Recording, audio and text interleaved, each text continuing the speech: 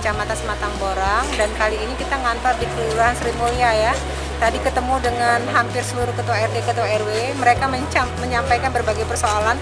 Sebenarnya persoalannya hampir sama ya. Setiap kita ngantor di kecamatan dan kelurahan, persoalannya hampir sama.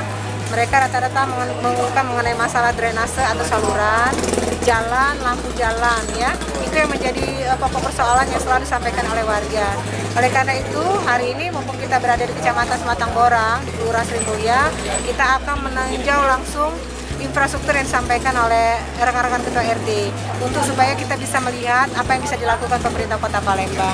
Kalau sekiranya bisa kita anggarkan di tahun ini, memang sudah ada programnya masuk tahun ini, alhamdulillah. Tapi kalau seandainya belum, maka kita akan upayakan paling tidak untuk secara manual dulu sampai kita menunggu untuk dianggarkan di tahun berikutnya. Jadi mohon kesabarannya, tapi kita terus mengupayakan supaya pembangunan di Kota Palembang ini merata dan juga percepatannya bisa dirasakan oleh warga masyarakat.